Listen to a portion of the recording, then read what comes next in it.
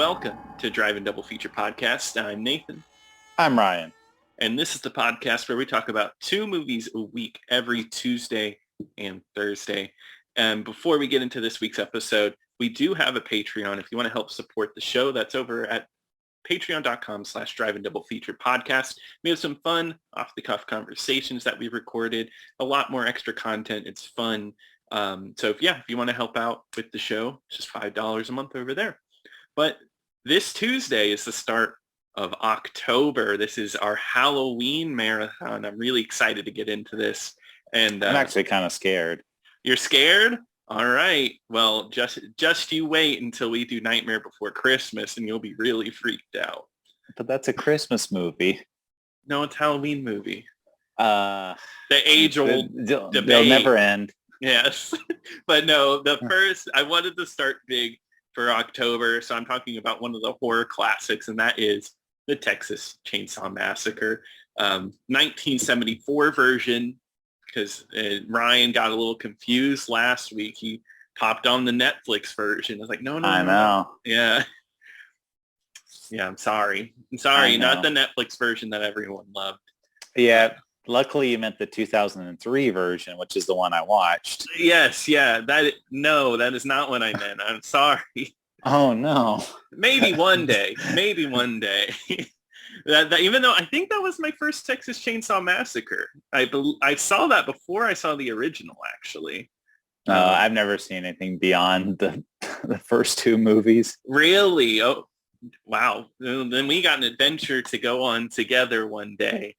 Can't wait for Next Generation with Matthew McConaughey. See, that's the one I really want to watch. I want to watch that one. And there's another one, right? There's a 4th one, or a 3rd and a 4th one, right? Well, there's a 3rd one, which is, I think, just called like Leatherface or something. Yeah, something like that.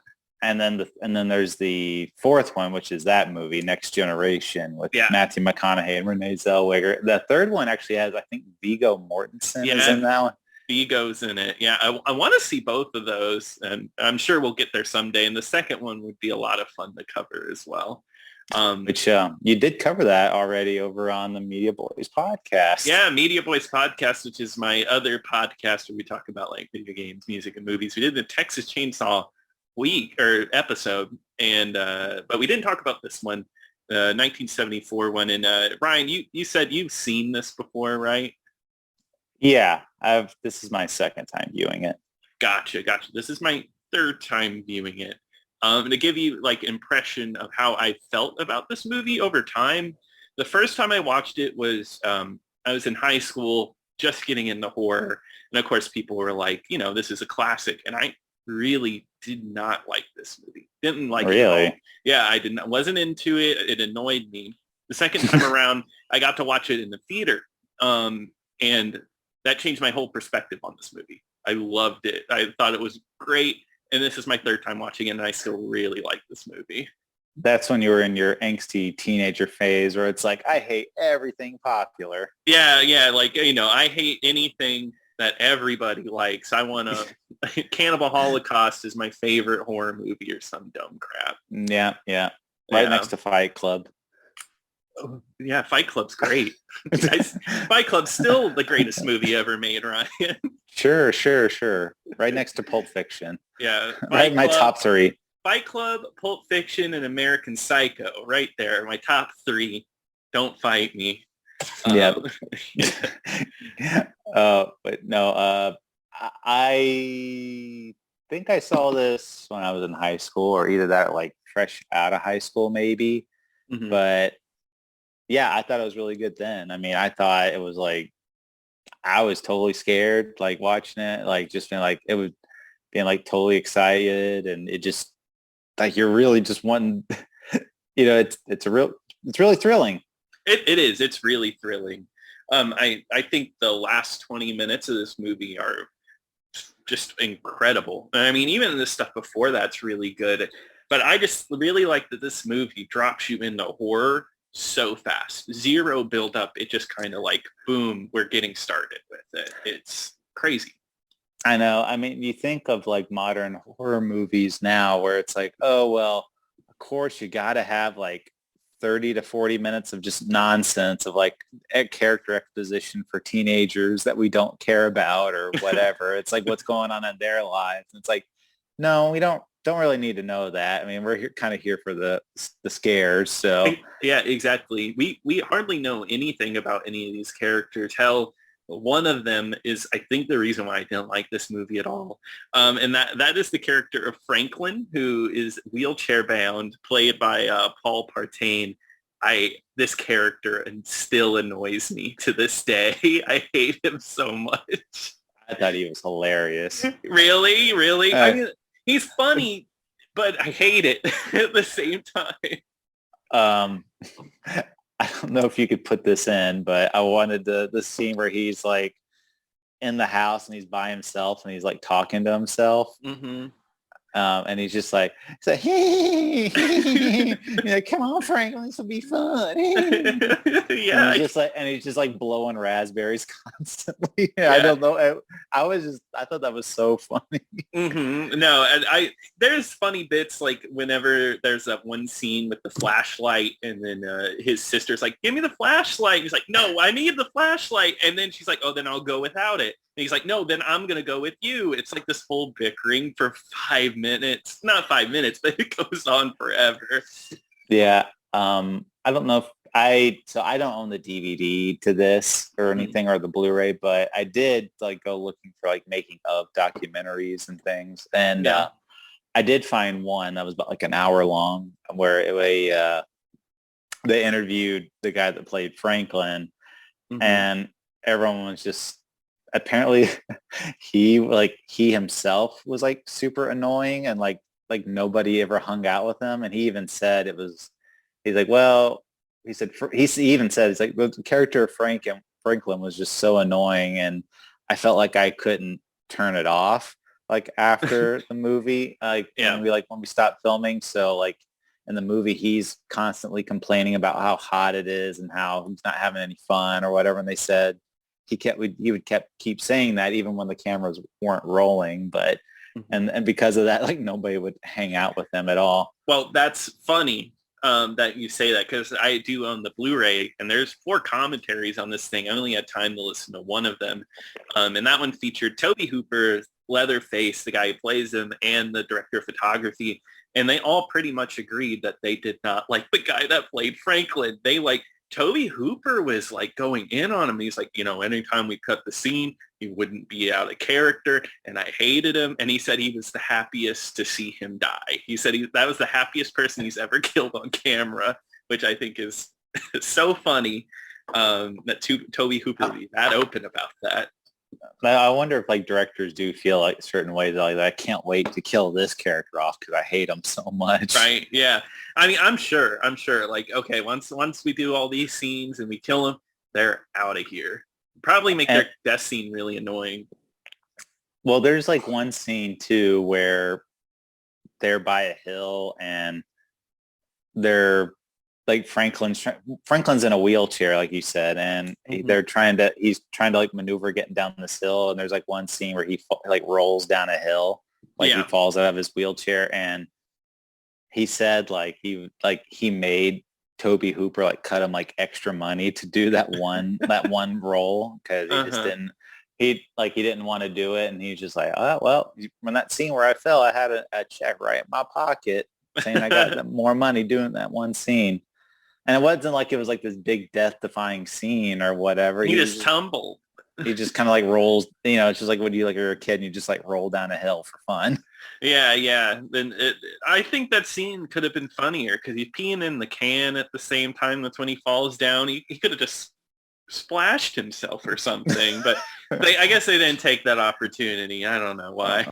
One of those golden moments we won't get in cinema, but literally. Yeah, a literal golden moment. But yeah, I mean, it's your typical horror movie plot, but it's kind of that predecessor before any of those other ones. So it's like teens out in the middle of nowhere, and then they encounter these really crazy individuals.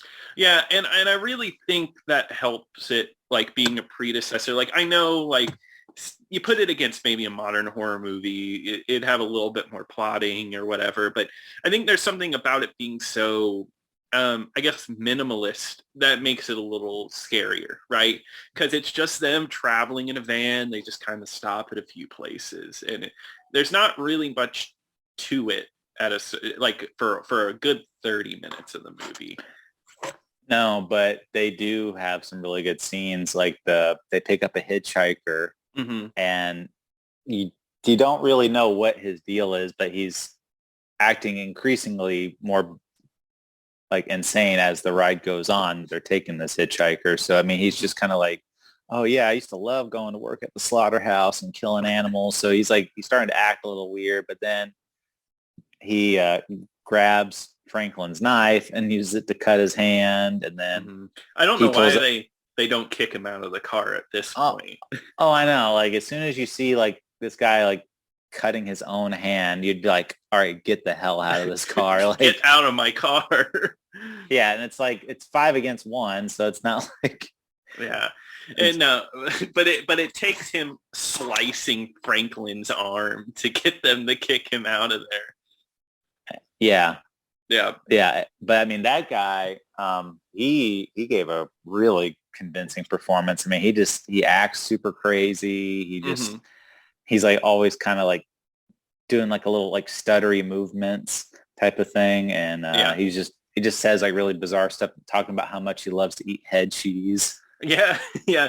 Just talking about how good the sledgehammer was. Because for whatever reason, there's a whole conversation about the gun that kills like cows at a slaughterhouse versus a sledgehammer. And he's like, oh, I love the sledgehammer. The sledgehammer was so much better than the gun, and he talks about being a great slaughterer. And he has like pictures of dead cows. It's really gross. And his like, he keeps him like in a little satchel, and the little satchel thing is like, it's like a dead squirrel, but like he turned it into like, like a little coin purse looking thing. Yeah. And I love that. Thinking about it now, it's like a good like sign of like just what's to come in the house that they eventually end up in with all the taxidermy and everything. Yeah. Well, so we didn't really say, but actually like the beginning of this movie starts out very strong. It does. Just the sound that they get for like the camera, because it's like a camera, like an old camera, like the shutter closing, and it sounds really good. Like it sounds creepy enough as it is. It really does. That sound is like great. They reuse it in the other Texas Chainsaw Massacre, the remake from 2002. And it just has just this it's a creepy noise. I don't know what it is, especially after the narration with the text crawl. You know who does the voice of the narrator? I do, but go ahead. Yeah, John Larroquette. Weird pull, and I guess Toby Hooper had asked him to do an Orson Welles impression. It does not sound like Orson Welles, not even close, but it's still got a really good mood to it because it tries its best to convince you that what's happened, that everything in this movie has really happened. And I'm sure audiences in 74 who had no reason to look it up took it at face value. Yeah, it's like the Blair Witch Project where they kept saying like, this is real. These are real college students that died. We found the footage. But I mean, this one, it's obviously it's a movie and it's not like framed like we found this or whatever. But I guess it's like claiming that this is like a recreation or like a dramatization of like a real life event or something. But it's not. And the main monster, character or horror character is Leatherface, which is a guy that wears human skin as a mask and wears like all these really crazy outfits and stuff. But he's based off of a famous serial killer, Ed Gein. Yeah.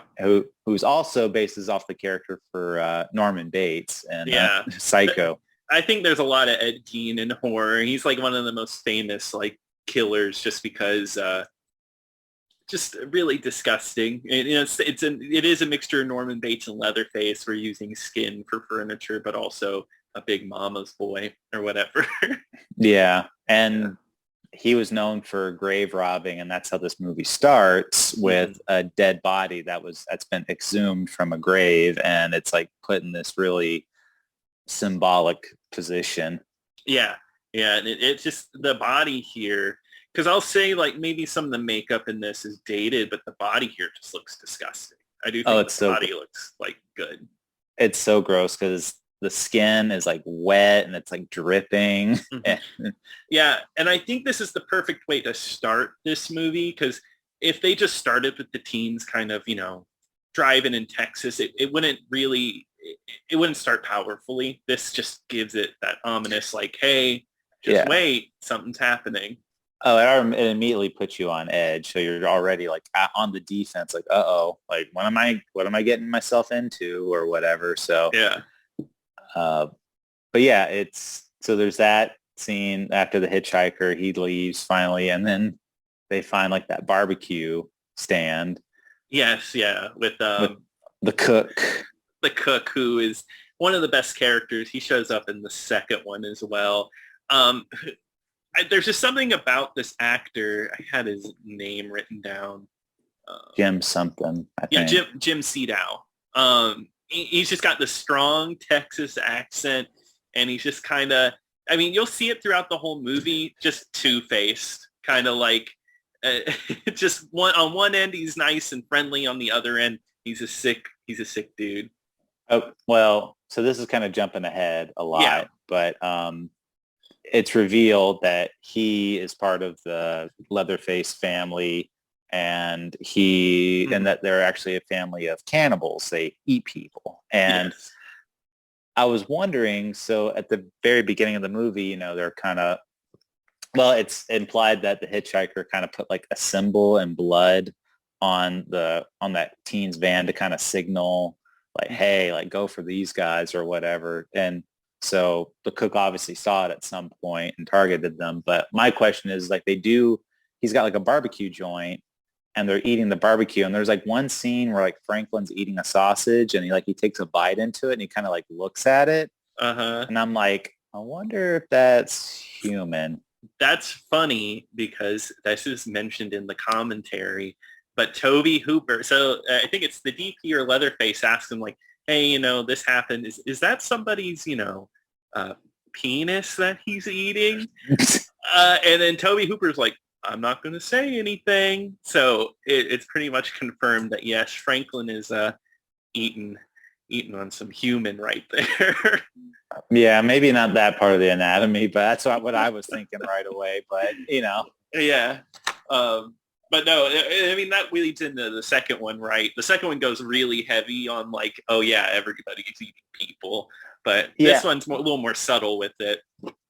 Well, like, because there's a scene later where after she breaks out, the main girl, she breaks out and she gets back to the cook, and she's thinking that he's like a real nice guy or whatever, and he's gonna help her out. But then when they get to like the fire pit or whatever, they keep like doing close-ups on the meat that's like in the barbecue pit. So that's why I was like, man, I think they're trying to tell us something. Yeah, I think so. Yeah. But yeah, no, they get to the gas station and it's really set up. So I don't know so that blood left on there, that's a sign, right? And that's why Jim or the cook is like, oh, I don't have any gas. Because I always wonder, like, did he actually just not have any gas or was he just giving that signal out? I don't think he did. I don't, well, Yeah. I don't know. I think that he was lying, is Yeah, what I'm trying to say. Yeah, to get them over to the grandfather's place because I guess their grandpa owned a place in Texas and they visit there. It's like a really crappy rundown home. And I guess they didn't clean this up for filming. All the spiders and everything, it was there. That's one thing about this movie. It was made for $400,000. It's a very cheap movie and it looks like it. And it just looks like they kind of filmed where they could film. And honestly, I love that about that. I think that once again adds to the grittiness of this movie, just the cheap look of it. Oh, this movie is just like gross looking. Yeah. And I mean, even despite all the horror scenes and everything, like everybody is just covered in sweat and they're all like dirty looking. And like, even like the main characters. And so it always looks like these people haven't showered in like days. Mm-hmm. And apparently that's what it was like on set. I remember the other thing too in the making of documentary, which we'll get into in a minute, but well, maybe I'll save that Yeah. fact and we'll talk about it when we get there. But so yeah, when they get to the house though, that they're just kind of doing like exploring and not a whole lot happens in that, like probably No. like 20 minutes or whatever maybe. But after that though, like it's so when Leatherface finally does appear, because one of them like they find like another house and he just like jumps right in, or he like one of the teens like walks right in and is like looking for one of the females. Yeah. And he's just like, hey, where are you? And then like you just see this monstrous looking man, Leatherface, just pop out of nowhere and just like hit him right in the head with a sledgehammer. Yeah, it's crazy because it moves so fast and just all of a sudden he comes in the frame and just smacks his head. And like the part that gets me the most is him on the ground twitching, because you don't see that a lot in movies. I guess like a piece of his skull hit his brain and made him like twitch on the ground from being hit. And there's just something just brutal about that. Yeah, it makes it feel a lot more real, because I mean that's what happened. I mean, you think that's what happened. Like if you got blunt force trauma to the head, he wouldn't die right away. He would probably have like all these spasms or whatever. But yeah, and that, I was gonna say, it's scenes like this that make me not understand how this movie they sent it in to be a PG rated movie. I do not understand that fact. In the commentary, Toby's like, yeah, I was going to send it in for PG and they came back with an X. We had to cut out a couple minutes. It's like, dude, this is hard. Well, so yeah, so I mean, I listened because there was a documentary and it also had Toby Hooper in there, and because that was kind of like the end game. They wanted a PG horror movie, which is yeah, insane, like with the subject matter in here. But what they were trying to do is they would get like whenever like a horrific scene does happen, they're like, oh well, if we don't show it happening or we don't show the blood, we should be able to do it. Now it's true, because there's one scene like immediately after the guy gets hit in the head with the sledgehammer, his female girlfriend or whatever like shows up, and she encounters Leatherface, and Leatherface like picks her up and puts her on a meat hook as he starts like chopping up her boyfriend or whatever with a chainsaw. But there's not one drop of blood in that whole scene. Yep. No blood. That's one of those things that's like a misconception about this movie, is the blood, because there isn't a lot in this movie. There's blood, but not a lot of it. Yeah, and the only thing there's only like maybe a couple other scenes where I could think of blood, but yeah, it's not there. And I guess he was like, oh yeah, but still though, the image of putting a woman on a meat hook, like you don't see the meat hook going into her, but that's what happening. Like, oh yeah, this will be fine. This is just some light parental guidance suggested. Yeah, no, children. That's honestly one of the horror rules is, just to like, you can hide an action and it's still freaky to you. You don't have to see the whole thing. It's the idea of just knowing or leaving it to your imagination of what a meat hook going in your back would be like. It's probably worse than what they could have done with the cheap budget that they had. But yeah, this it got like an X rating, I think, initially, and then they had to like you said, they had to cut it down because of that though, like because of taking out all those horrific scenes, it actually comes out like more like horrific than any, because I mean sometimes when we watch these movies and it has like an excessive amount of blood, it becomes like really cartoonish, like and it just, you kind of get desensitized to it. But like you said, when you don't see a lot of these things happen and you don't see a lot of these gory elements, it's kind of like, okay, like whatever you're picturing in your head is probably a lot worse than what they could have on screen. Yeah, exactly. That's why like I find like, splatter movies with just a lot of blood are fun. Those are a lot more fun. You want something with like tension maybe, and that's like real scary stuff after a while.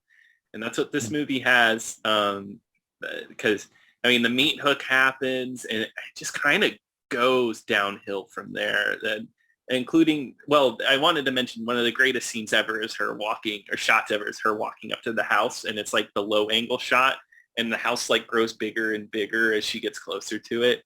Really, really great stuff.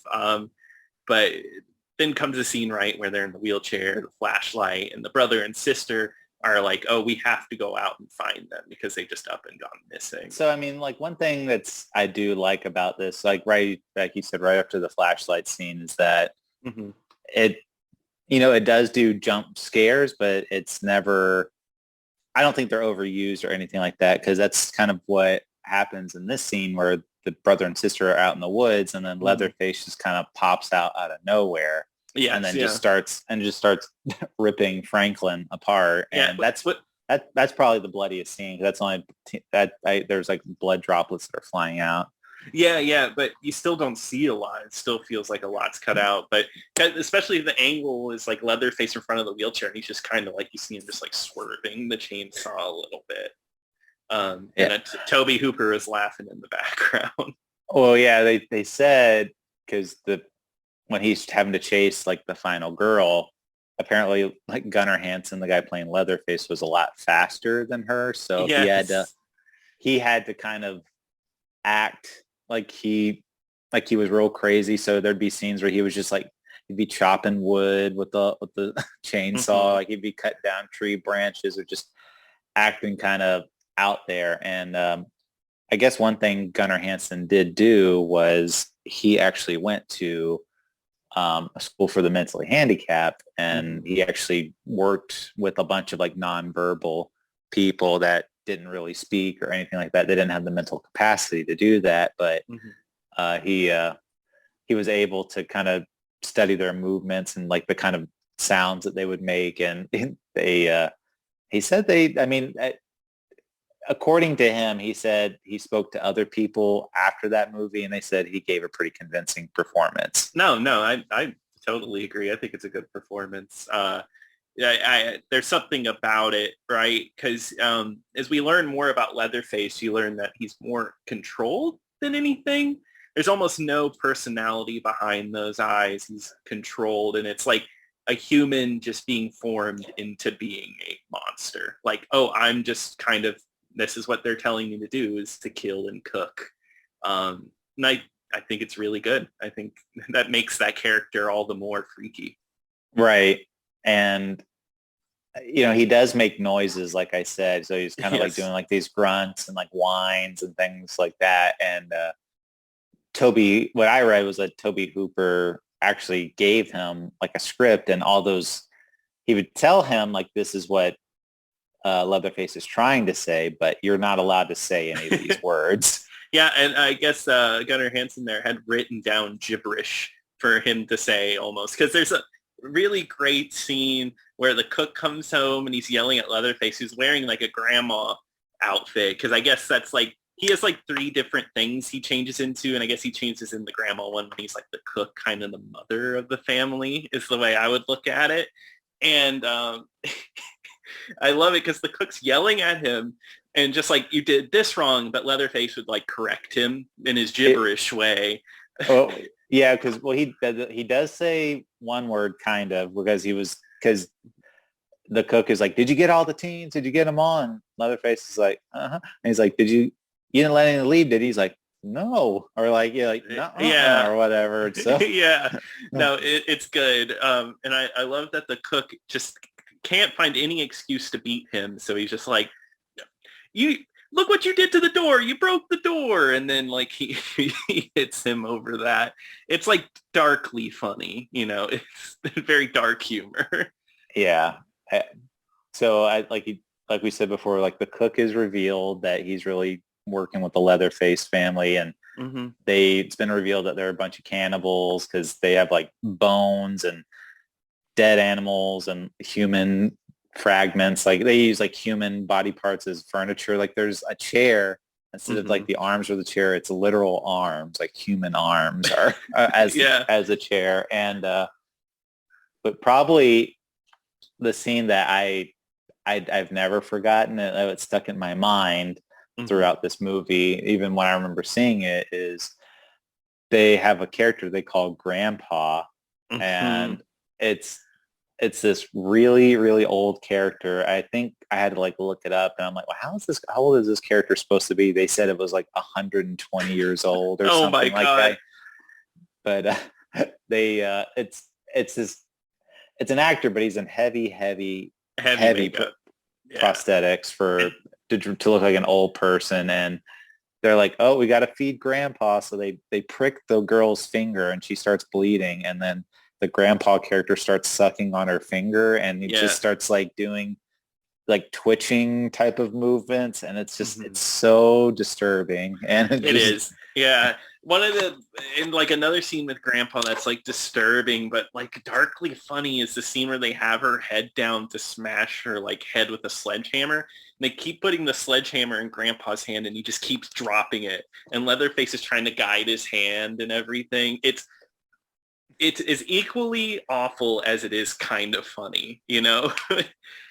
That's like, I think this movie, once we get to the dinner scene where our main female lead is like tied up and is forced to be around this insane family, and she's just constantly screaming, that's when it gets really tense for me. The second time around, or the third time around, I should say, I was tense. You know, it's like, it's so loud and so abrasive. It's just hard to watch.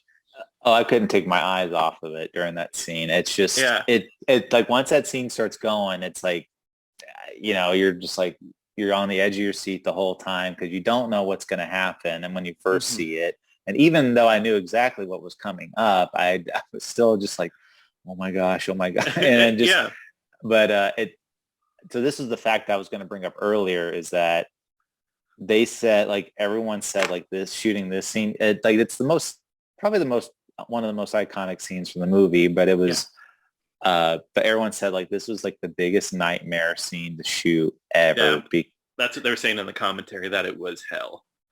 Yeah, because it was, they had literal dead animals on the set. Like there's like they, as a centerpiece for the table, they just have like a dead chicken on the table, and they said like they had these big giant studio lights that were in there, and it was during a Texas summer. They had all the rooms like blackened out. So like all the, like they couldn't open any windows or anything like that. So it would look like it was dark all the time. So they said it was like, they probably said it was about like 120 degrees in that room at the time. And they just said the smell in there was like one of the most horrific smells. And Leatherface, he wears the same outfit throughout the whole movie. And since the budget was so cheap, they only had one outfit. So, and they kept saying like that we dare not wash it because we're afraid it'll either look different or if something will happen to it and we won't have another outfit for Leatherface. So, and that was a 30-day shoot. So just imagine you're wearing the same outfit every day for 30 days. Yeah. And he was saying that, oh, go ahead. No, you're good. I was going to say, he was saying that no one would eat lunch with him at a certain point, that no one wanted to be around him after a shooting. Oh yeah. And he even said that. He's like, it was my fault. And everyone says like he was the worst smelling thing on that set. Yeah. Because I mean, he's a bigger guy, and you know, everybody was probably sweating profusely, but like I said, you can't ever clean your clothes. So everyone said like crew members would have to like leave the room just to go outside to throw up or whatever. Like people were just getting like so sick. Yeah. And supposedly it was like making people delirious. Like the guy who played Leatherface talked about at a certain point during shooting, the cook said like killer. And like, I don't know how true this is, but he got up and like rushed at her because in his brain, he just like totally forgot. He was in the moment. He's like, yeah, kill her. That's what he said. He said in the moment, he was like, I'm going to kill this woman, which is it's quite a thing to admit. I was going to commit murder. No big deal. Yeah, not a big deal. But I do, speaking of dead animals, that's one of the things, lots of dead animal bones in this movie. And one of the fun facts is that they actually ordered a real skeleton. There's a real skeleton in this movie because I guess it was cheaper to buy a skeleton from India than it was to get a fake skeleton. So that's like one of those creepy things. That's that exact same fact for Poltergeist. Yeah, and Poltergeist is well, that's a whole different level, but they had to be in a swimming pool with real skeletons, but still, but yeah, that doesn't surprise me that it was cheaper to get a real skeleton, because they could just, I guess they just get these cadavers or whatever, like these unnamed people, and they're just like, yeah, we got a skeleton. You want us to send you a skeleton? We got a skeleton for you. Yeah. But I was just gonna say too, and the main girl in here, she said too, like how trying it was, and like how she was just like losing her mind just like throughout this whole time, and she had to stay tied up the whole time. You know, she's getting like they gag her with this like washcloth, and then she said it was like they intentionally made it like super dirty looking. So she said it was like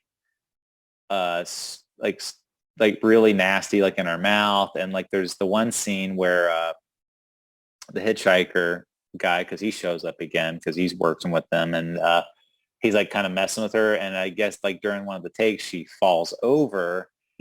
And they're like, the camera guy's like, oh, she fell over, and then like they all kind of came over to like kind of discuss how to shoot the scene. Meanwhile, she's just kind of like laid on the floor, like still bound and gagged like to the chair, and she's just like, oh, you know, they like, nobody would help me up, like. Oh, that's like one of those like situations where it's just like make her feel like hell, and you could see it in her. I don't know how she screams so much. She is screaming constantly at the end here. I bet her throat had to be hurting. But she just looks like, the way she acts, she just looks out of it, and it's great, especially when they like zoom in on her eyes. Love that part of the movie.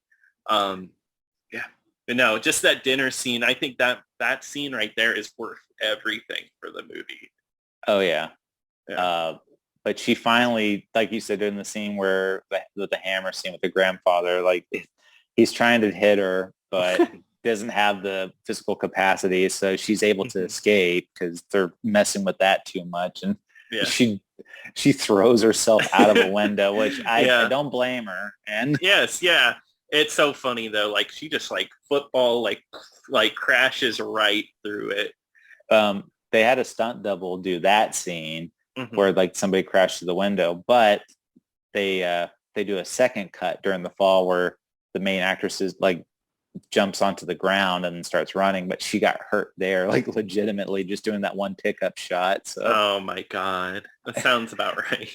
And the last couple of minutes are great, like great stuff. Yeah, it is. It's just it's a long chase scene with Leatherface chasing her down, and she's classic. She falls down, but there's some really great tension here. It's I don't know. It's just great.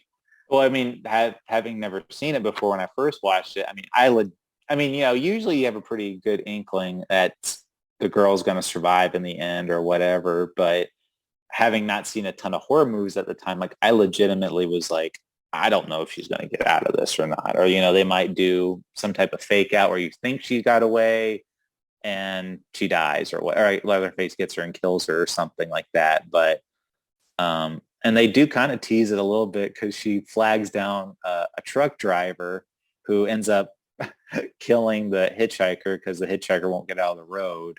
And the guy at first is like, oh, hop in. And then Leatherface like starts throwing the chainsaw against the door, and it freaks out both of them. So the truck driver and the girl are just like running like in a circle around the truck. Almost kind of like Scooby-Doo-esque, like they go through the truck out the other side. You know, the hitchhiker, he gets ran over in like the slowest way possible. It is so funny. He stands there for like 5 seconds, like, like. Any normal person could have jumped out of the way. But he took it like a champ. He gets ran right over. Oh yeah, his body just explodes when when it hits there. And then once again, they wanted this to be PG. Totally family friendly, right there. Whatever. And then another really great shot is the very final like two like minute of the movie where she finally flags down a pickup truck and she just throws herself in the back of the pickup truck, like drive, and then she's able to get away, thank God. And then she's covered head to toe in blood, which they said like after, they were all just beat up, and she said a lot of that was like her own blood, like some of that was like her own blood from like getting hurt and stuff. So and she even said like she starts laughing like maniacally at the end, like she's just like she's lost her mind because she's so happy that she got away that she's just like laughing like a crazy person. And it looks like it's great. Yeah. And she even said like she's like that was pretty genuine, like my laugh at the end, because just knowing that I was done shooting and it was over. You know what? It seems really genuine. There's something about that shot of them just driving away. Her laughing is great. That's funny because these are the last parts filmed of the movie, because Leatherface, during this fight, the chainsaw hits his leg and cuts his leg a little bit.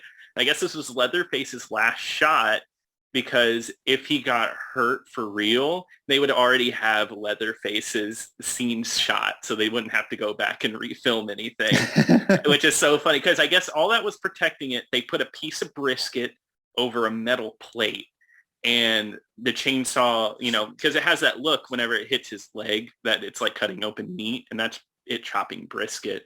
But I guess the plate got so hot that it burnt the guy who played Leatherface, so he did end up getting hurt over that scene. Yeah, so probably when he did yell in that scene, that was probably like his like actual "I'm in pain." Yes, yeah. And after all that, one of my favorite final shots in the movie of basically Leatherface throwing a temper tantrum, almost dancing with his chainsaw on the road because she got away. It's something with the sun setting and everything. It just looks so good. And the movie just ends on that. It's no epilogue. No, this is where they're at now. It just ends on Leatherface being mad. Yeah. Great ending to a movie. Like it ties everything up in a nice bow. She gets away. You realize that this is still out there. So it does leave it open for a sequel, which I guess they originally had no intention of doing a sequel, but here we are.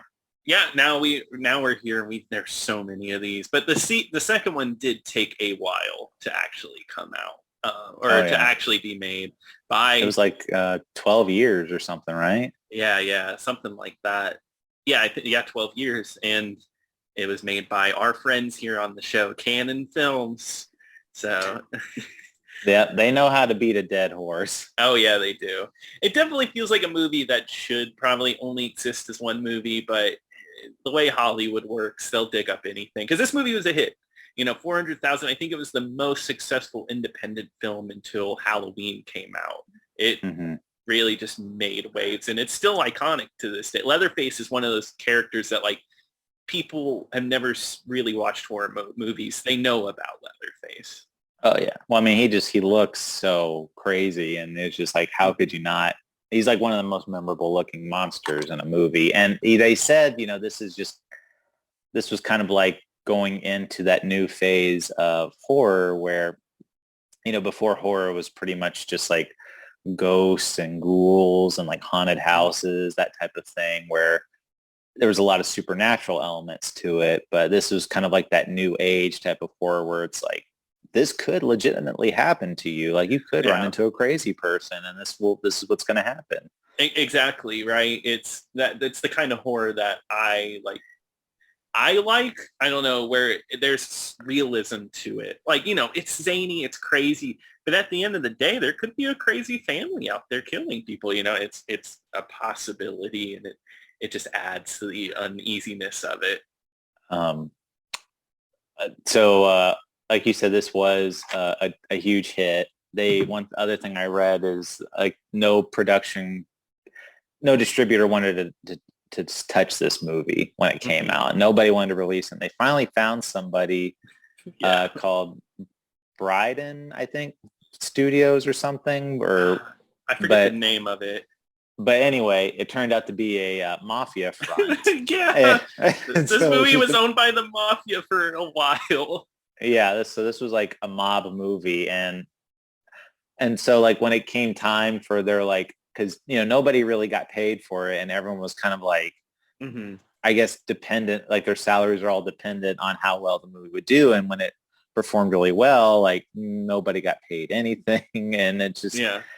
and so they had to fight it in court or whatever, and like apparently like, the mob was using like a lot of intimidation tactics on them and everything, and God. uh, it's wild like that stuff like that used to happen. But yeah, it's they were able to finally reclaim ownership, and they were able to get some of that profits back. So Good. And they were able to make a hit Atari 2600 video game off of it.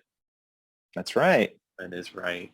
No, but yeah, no, I'm glad that it's not a movie stuck in like this limbo of like still owned by the mob or something, just like no distributor can get their hands on it, that it is readily available. This movie is very easy to find.